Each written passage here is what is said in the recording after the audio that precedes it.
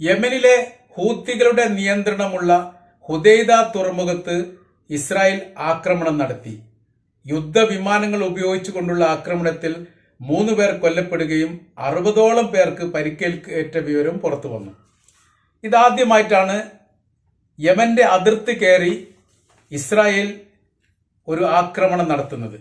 യുദ്ധം തുടങ്ങിയതിന് ശേഷം ഇതുവരെ ഇത്തരമൊരു ആക്രമണം ഇസ്രായേലിന്റെ ഭാഗത്തു നിന്നും അതേപോലെ തന്നെ ഹൂത്തികളുടെ ഭാഗത്തു നിന്നും ഉണ്ടായിട്ടില്ല എന്നുള്ളതാണ്. ഇസ്രായേൽ ഇതിന് പറയുന്ന മറുപടി, വെള്ളിയാഴ്ച ഹൂത്തികളുടെ ഭാഗത്തു നിന്ന് വലിയ രീതിയിലുള്ള ഡ്രോൺ ആക്രമണം ഇസ്രായേലിന്റെ തലസ്ഥാനമായ തെല്ലവീവിനെ ലക്ഷ്യം വെച്ച് ഉണ്ടായിരിക്കുന്നു. അതിൽ അവിടെ ഒരു ഇസ്രായേലി പൗരൻ കൊല്ലപ്പെടുകയും 10ഓളം പേർക്ക് പരിക്കേറ്റ വിവരവുമാണ് പുറത്തു വന്നത്. ഇതിനൊന്നും സ്ഥിരീകരണം എത്രത്തോളം ഉണ്ട് എന്നുള്ളത് ഇസ്രായേലോ അല്ലെങ്കിൽ മറ്റേതെങ്കിലും പടിഞ്ഞാറൻ മീഡിയകളോ പറഞ്ഞിട്ടില്ല എന്നൊരു പ്രത്യേകതയുണ്ട്. അപ്പൊ തെല്ലവീവിന് നേരെ ആക്രമണം നടക്കുന്നത് ആദ്യമായിട്ടാണ്. ആദ്യം എന്ന് പറയുന്ന സമയത്ത് 1967 അറബ് ഇസ്രായേൽ യുദ്ധത്തിൽ പോലും ഈജിപ്തിന്റെ ഭാഗത്തു നിന്ന് തെല്ലവീവിനെ ആക്രമിക്കാനുള്ള ഒരു സാഹചര്യങ്ങളും ഒരു കാരണങ്ങളും ഉണ്ടായിട്ടില്ല. അങ്ങനെ ഉണ്ടെങ്കിൽ പ്രതിരോധിക്കാനുള്ള വലിയ സംവിധാനങ്ങളും ഇസ്രായേലിന്റെ കൈവശത്തിൽ ഉണ്ടായിരുന്നു എന്നതിനാൽ തന്നെ ആയിരിക്കും ഒരുപക്ഷെ അത്തരം അക്രമങ്ങളൊന്നും ആ കാലത്ത് പോലും നടന്നിട്ടില്ല. പിന്നീട് ഒക്ടോബർ 7-ാം തീയതിക്ക് ശേഷമുള്ള വലിയ ആക്രമണങ്ങൾ പരസ്പരം പാലസ്തീനും ഇസ്രായേലും തമ്മിൽ അങ്ങോട്ടും ഇങ്ങോട്ടും ഒക്കെ നടന്നിട്ടുണ്ട്. 5000ഓളം റോക്കറ്റുകളാണ് ഒക്ടോബർ 7-ാം തീയതി ആദ്യത്തെ ദിവസം തന്നെ ഹമാസ് ഇസ്രായേലിനെതിരെ വിക്ഷേപിച്ചത്. പക്ഷെ അതൊന്നും തെല്ലവീവിൽ എത്തിയിട്ടില്ല. അതിന് മുൻപ് തന്നെ തകർക്കപ്പെടുകയോ ചിലതൊക്കെ ഇസ്രായേലിന്റെ അകത്ത് വീണ് പരിക്കേൽക്കുകയോ ചെയ്തിരിക്കുന്ന റിപ്പോർട്ടാണ് നമ്മൾക്ക് കേൾക്കാൻ വേണ്ടി സാധിച്ചത്. പിന്നീട് യുദ്ധത്തിന്റെ രീതികൾക്കും അതിന്റെ കാഠിന്യത്തിനും അതിന്റെ ശൈലികൾക്കൊക്കെ വലിയ മാറ്റങ്ങൾ വന്നു. യുദ്ധത്തിൽ യമൻ ഇടപെട്ടു. അതേപോലെ തന്നെ ലെബനാന്റെ ഭാഗത്തുനിന്ന് ആക്രമണം ഉണ്ടായി, ഹിസ്ബുള്ള ഗ്രൂപ്പിന്റെ ഭാഗത്തുനിന്ന് ആക്രമണം ഉണ്ടായി, ബഹ്റൈന്റെ ഭാഗത്തുനിന്ന് ആക്രമണം ഉണ്ടായി, ഇറാഖിന്റെ ഭാഗത്തുനിന്ന് ആക്രമണം ഉണ്ടായി. വ്യത്യസ്തമായിരിക്കുന്ന മലീഷ്യ വിഭാഗങ്ങൾ പല കോലത്തിലും പല രീതിയിലും ഇസ്രായേലിനെ ആക്രമിച്ച വിവരം നമ്മൾക്കറിയാവുന്നതാണ്. അവരൊന്നും യഥാർത്ഥത്തിൽ തെല്ലവീവിലേക്ക് ഒരു മിസൈൽ അല്ലെങ്കിൽ ഡ്രോൺ ആക്രമണം നടത്താൻ വേണ്ടി ശ്രമിച്ചിട്ടില്ല എന്നോ അതല്ലെങ്കിൽ ശ്രമിച്ചിട്ടുണ്ടെങ്കിൽ അതിൽ പരാജയപ്പെട്ടിരിക്കുന്നു എന്നോ ആണ് നമുക്ക് മനസ്സിലാക്കാൻ വേണ്ടി സാധിക്കുന്നത്. എന്നാൽ ഇത് ആദ്യമായിട്ടാണ് എല്ലാവിധ പ്രതിരോധ സംവിധാനങ്ങളെയും കടത്തിവെട്ടിക്കൊണ്ട് അയൺ ഡോം അടക്കമുള്ള പ്രതിരോധ സംവിധാനങ്ങളെ നിശ്ചലമാക്കിക്കൊണ്ടാണ് ഹൂത്തികൾ ഇസ്രായേലിന്റെ തലസ്ഥാനമായ തെല്ലവീവിനെ വെള്ളിയാഴ്ച കഴിഞ്ഞ ദിവസം ആക്രമിച്ചത്. ഇത് ഇസ്രായേലിനെ സംബന്ധിച്ചിടത്തോളം അവർക്ക് വലിയ രീതിയിലുള്ള അഭിമാനക്ഷതമുണ്ടായിരിക്കുന്ന കാര്യമാണ്. ലോകത്താകമാനമുള്ള അന്താരാഷ്ട്ര മീഡിയകൾ ഇതിനെക്കുറിച്ചുള്ള കാര്യം തിരക്കിയിട്ട് കൃത്യമായ രീതിയിൽ മറുപടി പറയാൻ വേണ്ടി പോലും ഇസ്രായേലിന് സാധിച്ചിട്ടില്ല എന്നുള്ളതാണ്. പ്രതിരോധ സംവിധാനത്തെ മറികടന്നുകൊണ്ട് ഹൂത്തികൾ എന്ന് പറയുന്ന ഒരു മലീഷ്യ വിഭാഗത്തിന്റെ ഡ്രോണുകൾ എങ്ങനെ തെല്ലവീവിൽ പതിഞ്ഞിരിക്കുന്നു എന്നതിനെ കുറിച്ചുള്ള ഒരു വിവരണങ്ങളും പറയാൻ വേണ്ടി ഇപ്പോഴും ഇസ്രായേൽ ഗവൺമെന്റ് സാധിക്കുന്നില്ല. തീർച്ചയായിട്ടും അതിന് തിരിച്ചടി ഉണ്ടാകുമെന്നും തങ്ങളുടെ രാജ്യത്തിന്റെ അതിർത്തിക്കാരുന്നുള്ള അക്രമത്തെ പ്രതിരോധിക്കുക എന്നുള്ളത് തങ്ങളുടെ ആവശ്യമാണ് എന്നാണ് ഇതിനോടനുബന്ധിച്ച് തന്നെ പ്രധാനമന്ത്രി നെതന്യാഹുവിന്റെയും പ്രതിരോധ മന്ത്രിയുടെയും ഭാഗത്തുനിന്നുണ്ടായിരിക്കുന്ന മറുപടികൾ. അതിന്റെ തുടർച്ചയായി എന്നോണമാണ് ഇന്നത്തരം ഒരു അക്രമം ഉണ്ടായെന്ന് പറഞ്ഞാൽ യുദ്ധവിമാനങ്ങൾ ഉപയോഗിച്ചുകൊണ്ടാണ് യമന്റെ അതിർത്തി കടന്നുകൊണ്ട്, യമന്റെ അതിർത്തി എന്ന് പറയുന്ന സമയത്ത് ഏകദേശം 2000 കിലോമീറ്ററോളം വൈദൂരമുണ്ട് ഇസ്രായേലിൽ നിന്ന് യമന്റെ അതിർത്തിയിലേക്ക് എന്നാണ് കണക്കാക്കുന്നത്. അത്രയും വൈദൂരത്തില് ഈ രാജ്യത്തിന്റെ അതിർത്തി കടന്നുകൊണ്ട് ഹൂത്തികളുടെ നിയന്ത്രണത്തിലുള്ള തുറമുഖമാണ് ആക്രമിക്കപ്പെട്ടത്. ഈ ആക്രമിക്കപ്പെട്ടതിന് ശേഷം അതിന്റെ പല ഭാഗങ്ങളും തീപിടുത്തം ഉണ്ടായിരിക്കുന്ന കാര്യങ്ങളൊക്കെ പടിഞ്ഞാറൻ മീഡിയകളൊക്കെ റിപ്പോർട്ട് ചെയ്തിട്ടുണ്ട്. ഇതിന്റെ മരണകാര്യങ്ങൾ പറയുന്നത് 3 പേർ മരണപ്പെട്ടു എന്നാണ്.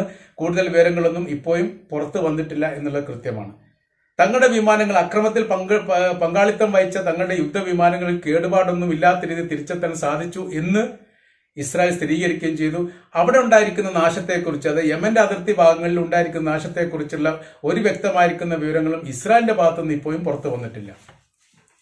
ഇത് ഹൂത്തികൾ എത്രത്തോളം ഇസ്രായേലിന് ആഘാതം ഉണ്ടാക്കിയിരിക്കുന്നു എന്ന് മനസ്സിലാക്കാൻ യഥാർത്ഥത്തിൽ ഇസ്രായേലിന്റെ ഈ തിരിച്ചടി ലോകത്തെ തന്നെ അക്ഷരാർത്ഥത്തിൽ ഞെട്ടിപ്പിച്ചിരിക്കുകയാണ്. കാരണം ഹൂത്തികൾ എന്ന് പറയുന്നത് യമൻ എന്ന് പറയുന്ന രാജ്യത്തിലെ ഒരു കൂട്ടം മലീഷ്യ വിഭാഗമാണ്. അവരാണ് ലോകത്തിലെ ഏറ്റവും സൈനിക ശക്തിയായിരിക്കുന്ന ഇസ്രായേലിന്റെ അകത്ത് കയറി തലസ്ഥാന നഗരിയെ നേരിട്ട് ആക്രമിച്ചു എന്ന് മാത്രമല്ല അവിടെ ഇസ്രായേലിന്റെ എല്ലാ പ്രതിരോധ സംവിധാനത്തെയും തകർത്തുകൊണ്ടാണ് അക്രമം നടത്തിയത് എന്ന ഒരു പ്രത്യേകത ഇതിനുണ്ട്. അപ്പൊ അതില് മറ്റൊരു ഭാഗം പറയുന്ന സമയത്ത് തങ്ങളത് കൃത്യമായ രീതിയിൽ പഠിക്കുകയും മനസ്സിലാക്കുകയും ചെയ്തതിന്റെ അടിസ്ഥാനത്തിൽ ഈ ഹൂത്തി വിഭാഗം ഉപയോഗിച്ചിരിക്കുന്ന, ഇസ്രായേലിനെ ആക്രമിക്കാൻ വേണ്ടി ഉപയോഗിച്ചിരിക്കുന്ന ഡ്രോണുകൾ ഇറാന്റെ നിർമ്മിതമാണ് എന്ന് ഞങ്ങൾക്ക് മനസ്സിലായിട്ടുണ്ട് എന്നും, അതിനാൽ ഇറാന്റെ സമ്മതത്തോടുകൂടി അല്ലെങ്കിൽ ഇറാന്റെ ഒത്താശത്തോടുകൂടിയാണ് ഹൂത്തികൾ ഈ അക്രമം നടത്തിയത് എന്ന് ഞങ്ങൾ സ്ഥിരീകരിക്കുകയും ചെയ്യുന്നു എന്ന തരത്തിലാണ് ഇസ്രായേലിന്റെ ഭാഗത്തുള്ള റിപ്പോർട്ടുകളൊക്കെ പുറത്തു വരുന്നത്.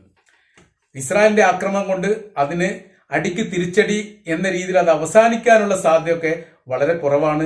കാര്യമെന്ന് പറയുന്നത് ഇപ്പോ ഹിസ്ബുള്ള ഗ്രൂപ്പിന് ഉണ്ടായിരിക്കുന്ന എന്തെങ്കിലും ആഘാതങ്ങളോ വിഷയങ്ങളോ ഉണ്ടെങ്കിൽ അതിന് പോലും ഇപ്പോൾ ഹൂത്തികൾ തിരിച്ചടി നൽകുന്ന രീതിയിലേക്ക് കാര്യങ്ങൾ പോകുന്നു. ഏതാനും ദിവസം മുമ്പാണ് ഹിസ്ബുള്ള ഗ്രൂപ്പിന്റെ കമാൻഡറെ ഇസ്രായേൽ വധിച്ചതുമായിട്ട് ബന്ധപ്പെട്ട ഒരു റിപ്പോർട്ട് പുറത്തു വന്നത്. അത് ലെബനാന്റെ അതിർത്തി ഭാഗങ്ങളിലേക്ക് കടന്നു കയറിയിട്ടാണ് ആക്രമണം നടത്തിയത് എന്നുള്ളതും, അങ്ങനെ അവിടെ വെച്ച് ലെബനാന്റെ ഹിസ്ബുള്ള കമാൻഡറെ കൊല്ലാൻ വേണ്ടി സാധിച്ചു എന്ന തരത്തിലുള്ള റിപ്പോർട്ടാണ് പുറത്തു വന്നത്. അതിന് പ്രതികാരം എന്നോണം ഹിസ്ബുള്ള ഗ്രൂപ്പ് അല്ല, ഹൂത്തികളാണ് ഇസ്രായേലിലേക്ക്, അത് തെല്ലവീവിലേക്ക് ഡ്രോൺ ആക്രമണം നടത്തിയത്.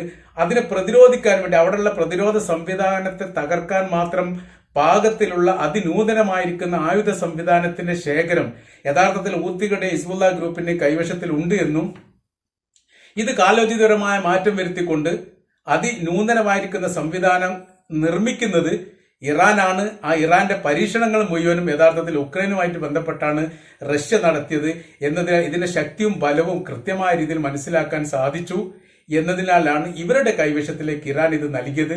അതുകൊണ്ട് ഇറാന്റെ ഒത്താശയത്തോടു കൂടിയാണ് ഈ ആക്രമണം നടത്തിയത് എന്ന് ഏറെക്കുറെ ഉറപ്പായിരിക്കുകയാണ്. അപ്പൊ ഇതിനൊരു പ്രത്യാക്രമണ സംബന്ധമായിരിക്കുന്ന കാര്യങ്ങൾ ഏതു തരത്തിലേക്കാണ് നീങ്ങുക എന്നുള്ളതാണ് ലോകത്തിന് ഇപ്പോൾ ആകാംക്ഷയായിരിക്കുന്നത്. യുദ്ധത്തിന്റെ രീതികൾക്കൊക്കെ ഏറെക്കുറെ മാറ്റങ്ങൾ വരുന്നു. പാലസ്തീനിലെ ഗസയിലുള്ള അക്രമത്തിന്റെ രീതിക്ക് വ്യത്യസ്തമായ രീതിയിൽ ഈ യഥാർത്ഥത്തില് ഹൂത്തികൾ തന്നെ ഈ യുദ്ധം നേരിട്ട് ഏറ്റെടുക്കുന്ന സാഹചര്യത്തിലേക്കാണ് കാര്യങ്ങൾ പോകുന്നത്. ഹൂത്തികളെ സംബന്ധിച്ചിടത്തോളം യുദ്ധം തുടങ്ങിയതിനു ശേഷം ഇതുവരെ അവരുടെ പ്രവൃത്തി എന്ന് പറഞ്ഞാൽ ചെങ്കടലിലൂടെ യാത്ര ചെയ്യുന്ന കപ്പലിനെ ആക്രമിക്കുക. അത് ഈ ഇസ്രായേലിന്റേതാണെങ്കിലും അമേരിക്കയുടെ ബ്രിട്ടന്റെയോ അതല്ലെങ്കിൽ ഇസ്രായേലിന് സഹായം ചെയ്യുന്ന മറ്റേതെങ്കിലും രാജ്യത്തിന്റെ കപ്പലാണെങ്കിൽ തങ്ങൾ ആക്രമിക്കുമെന്നും, അതിനാൽ ആ റൂട്ട് ഒഴിവാക്കണമെന്നുള്ള ഒരു മുന്നറിയിപ്പ് ആദ്യം തന്നെ ഹിസ്ബുള്ള ഗ്രൂപ്പ് നൽകിയിരുന്നു. ഹിസ്ബുള്ള ഗ്രൂപ്പ് അല്ല, ഹൂത്തി വിമതർ നൽകിയിരുന്നു. അപ്പോൾ ഹൂത്തി വിമതരുടെ ഈ അഭിപ്രായത്തെ ധിക്കരിച്ചുകൊണ്ട് ഏതെങ്കിലും കപ്പലുകൾ പോവുകയാണെങ്കിൽ അതിനെ ആക്രമിക്കുക എന്നുള്ളതായിരുന്നു അവരുടെ രീതി. അതായിരുന്നു തുടർന്ന് വന്നിരുന്നത്. എന്നാൽ രീതിക്കൊക്കെ മാറ്റം വന്നു എന്ന് പറയുന്നാൽ നേരിട്ട് കൊണ്ട് ഇസ്രായേലിനെ ആക്രമിക്കുന്ന രീതിയിലേക്ക് കാര്യങ്ങൾ പോയിരിക്കുകയാണ്. അതിന്റെ ഒരു ആരംഭമാണ് യഥാർത്ഥത്തിൽ ഇപ്പൊ കണ്ടത്. ഇനി മുന്നോട്ട് ഈ തരത്തിലുള്ള അക്രമം ഉണ്ടാവാനുള്ള സാധ്യതയുണ്ട്. സൈനികപരമായിരിക്കുന്ന ബലം നോക്കുന്ന സമയത്ത് യമൻ എന്ന് പറയുന്നത് യഥാർത്ഥത്തിൽ ഒരു ദരിദ്ര രാജ്യങ്ങളുടെ ലിസ്റ്റിലാണ്, അറബ് മേഖലയിലെ ദരിദ്ര രാജ്യങ്ങളുടെ ലിസ്റ്റിലാണ് യമന്റെ പേരുള്ളത്. സൈനികപരമായിരിക്കുന്ന വല്ലാത്ത ബലവും ശക്തിയൊന്നും യഥാർത്ഥത്തിൽ ഇപ്പോഴും യമന്റെ ഈ നിലവിലുള്ള സൈനികപരമായിരിക്കുന്ന ബലോ കാര്യങ്ങളോ നോക്കിയാൽ നമുക്ക് കാണാൻ വേണ്ടി സാധിക്കുകയില്ല എന്നുള്ളത് കൃത്യമാണ്. അങ്ങനത്തെ ഒരു രാജ്യത്തിലേക്ക് ഇസ്രായേൽ എന്ന് പറയുന്ന വലിയ സൈനിക ശക്തിയുള്ള രാജ്യം കടന്നു കയറി എന്ന് പറയുന്നത് തന്നെ തിരിച്ചൊരു പ്രത്യാക്രമണം ഹൂത്തികളുടെ ഭാഗത്ത് നിന്ന് ഉണ്ടാവാനുള്ള സാധ്യത വളരെ കൂടുതലാണ് എന്ന് തെളിയിക്കുന്നതാണ്. ഇവിടെ ഇപ്പോഴത്തെ വർത്തമാന കാലത്തെ സംബന്ധിച്ചിടത്തോളം നമ്മൾ വിലയിരുത്തുമ്പോൾ യഥാർത്ഥത്തിൽ അഫ്ഗാനിസ്ഥാനിൽ നിന്നാണ് ലോക വൻ ശക്തിയായിരിക്കുന്ന രാജ്യങ്ങളുടെ പരാജയം അല്ലെങ്കിൽ തോൽവി തുടങ്ങുന്നത്. അഫ്ഗാനിസ്ഥാനിൽ ഒരു കാലത്ത് താലിബാനായിരുന്നു ഭരണം നടത്തിയിരുന്നത്. അങ്ങനെ പെന്റഗൺ അക്രമവുമായിട്ട് ബന്ധപ്പെട്ട് താലിബാന്റെ ഭരണകൂടത്തെ തൂത്തെറിഞ്ഞുകൊണ്ട് അമേരിക്ക പുതിയ കർസായിയുടെ നേതൃത്വത്തിലുള്ള സർക്കാരിനെ അവിടെ പ്രതിഷ്ഠിക്കുന്നു. അങ്ങനെ 5-10 കൊല്ലം അങ്ങനെ മുന്നോട്ട് പോകുന്നു. പിന്നീട് താലിബാൻ ശക്തി സംഭരിക്കുന്നു. അപ്പോഴത്തേനും വലിയൊരു ആധിപത്യം അമേരിക്കക്ക് അഫ്ഗാന്റെ മേൽക്കോയ്മ ഉണ്ടാകുന്നു. ആ മേൽക്കോയ്മയെല്ലാം തട്ടിത്തെറിപ്പിക്കാൻ മാത്രം പാകത്തിൽ അഫ്ഗാനിസ്ഥാനിലെ താലിബാൻ ശക്തി നേടുന്നു. അങ്ങനെ നിലവിലുള്ള ഭരണത്തെ അട്ടിമറിച്ചുകൊണ്ട് അവർ ഭരണം പിടിച്ചെടുക്കുന്നു. അപ്പോൾ വലിയ ശക്തിയുള്ള അമേരിക്കയുടെ സൈനികർ അഫ്ഗാനിസ്ഥാനിൽ ഉണ്ടാവുന്ന സമയത്ത് തന്നെയാണ് താലിബാൻ എന്ന് പറയുന്ന സൈനിക ശക്തി അവിടെ അധികാരം പിടിച്ചെടുക്കുന്നത് എന്നൊരു പ്രത്യേകത ഉണ്ട്. പിന്നീട് അഫ്ഗാനിസ്ഥാനിൽ ഉണ്ടായിരുന്ന അമേരിക്കയുടെ സൈനികർ അവരുടെ ദേശത്തേക്ക് രക്ഷപ്പെടാൻ വേണ്ടി അക്രമത്തിന് വിധേയമാവാത്ത രീതിയിൽ അവർക്ക് ജീവനോടെ തിരിച്ചു പോകാൻ വേണ്ടി യഥാർത്ഥത്തിൽ ഖത്തറിന്റെ സഹായം തേടി ഖത്തറും അഫ്ഗാനിസ്ഥാനും തമ്മിൽ സംസാരിച്ചതിന്റെ അടിസ്ഥാനത്തിലാണ് സുരക്ഷിതമായ രീതിയിൽ അമേരിക്കൻ സൈന്യത്തെ തിരിച്ചു പോകാൻ പറ്റിയത്. അത് മനസ്സിലാക്കേണ്ട കാര്യം, ലോകത്തിലെ വൻ ശക്തിയുള്ള രാജ്യങ്ങളൊന്നും അവരുടെ പഴയ പ്രതാപങ്ങളും ശക്തിയോ ഒന്നും പ്രയോഗവൽക്കരിക്കാൻ വേണ്ടി സാധിക്കുന്നില്ല എന്നുള്ളതാണ്. രണ്ടാമത്തെ നമ്മൾ കണ്ടത് ഉക്രൈനെതിരെയുള്ള റഷ്യയുടെ അക്രമവും അവരെ പിടിച്ചെടുക്കാനുള്ള ശ്രമവുമായിട്ട് ബന്ധപ്പെട്ടാണ്. മൂന്നാമത്തെ വർഷത്തിലേക്ക് പ്രവേശിച്ചിട്ടും ലോകത്തിലെ ഏറ്റവും വലിയ ആണവായുധ ശക്തിയായിരിക്കുന്ന റഷ്യക്ക് ഉക്രൈനെ കീഴ്പ്പെടുത്താൻ വേണ്ടി സാധിച്ചിട്ടില്ല എന്നുള്ളതാണ്. ഇതിന്റെ ഒക്കെ മായാജാലങ്ങൾ എന്തൊക്കെയാണ് എന്നുള്ളത് ഇപ്പോഴും ആർക്കും കൃത്യമായ രീതിയിൽ പറയാൻ സാധിക്കുന്നില്ല. മൂന്നാമത്തേലേക്ക് നമ്മൾ നോക്കുന്ന സമയത്ത് ഗസക്ക് നേരെയുള്ള ഇസ്രായേലിന്റെ ആക്രമണം 10ാമത്തെ മാസത്തിലേക്ക് പ്രവേശിച്ചു. ലോകത്തിലെ സൈനിക ശക്തിയുടെയോ അവരുടെ ആയുധബലത്തിന്റെയോ സാമ്പത്തിക മേഖലയുടെയോ ഒരു പേരിലും യഥാർത്ഥത്തിൽ ഗസയിലുള്ള ഹമാസിന്റെ പേര് എവിടെയും കാണാൻ വേണ്ടി സാധിക്കില്ല. ലോകത്തിലെ വൻ ശക്തിയുള്ള രാജ്യങ്ങളുടെയും സൈനികപരമായിരിക്കുന്ന വലിയ ബലമുള്ള രാജ്യത്തിന്റെ പേരിൽ ഇസ്രായേലിന്റെ പേര് കാണാൻ വേണ്ടി സാധിക്കും. അത്രയും ശക്തിയുള്ള ഇസ്രായേൽ എന്ന് പറയുന്ന രാജ്യമാണ് ഗസയിലെ ഹമാസ് എന്ന് പറയുന്ന ഒരു സൈനിക ട്രൂപ്പിനോട് കഴിഞ്ഞ 10 മാസമായി ഏറ്റുമുട്ടി പരാജയപ്പെട്ടുകൊണ്ടേയിരിക്കുന്നു എന്നുള്ളത്. നമ്മൾ പറഞ്ഞു വരുന്ന വിഷയം, ഇപ്പോഴത്തെ ഹൂത്തികളുടെ അക്രമം യുദ്ധത്തിന്റെ ഗതികളും അവസ്ഥകൾക്കും വലിയ മാറ്റങ്ങൾ വരുത്തും എന്നുള്ളതും, യുദ്ധം വല്ലാത്ത രീതിയിൽ വഴിമാറി ഒഴുകാനുള്ള സാധ്യത വളരെ കൂടുതലാണ്. എന്ന് വെച്ചാൽ ഹൂത്തികളുടെ ഭാഗത്തു നിന്നും ഈ ലെബനാനിൽ പ്രവർത്തിക്കുന്ന ഹിസ്ബുള്ള ഗ്രൂപ്പിന്റെ ഭാഗത്തു നിന്നും ഇറാഖിന്റെ ഭാഗത്തു നിന്നൊക്കെ വളഞ്ഞിട്ടുള്ള ഒരു ആക്രമം ഒരുപക്ഷെ ഇസ്രായേലിന് നേരെ ഉണ്ടാവാനുള്ള സാധ്യതയുണ്ട് എന്നുകൂടി തെളിയിക്കുന്നതാണ് യഥാർത്ഥത്തിൽ കഴിഞ്ഞ ദിവസം ഹൂത്തികൾ ഇസ്രായേലിലേക്ക് നടത്തിയ ആക്രമവും ഇസ്രായേൽ ഈ പ്രാവശ്യം യമന് നേരെ നടത്തിയ ആക്രമത്തിന്റെയും അവസ്ഥകളൊക്കെ വിലയിരുത്തുന്ന സമയത്ത് നമ്മൾക്ക് മനസ്സിലാക്കാൻ വേണ്ടിയിട്ട് സാധിക്കുന്നത്.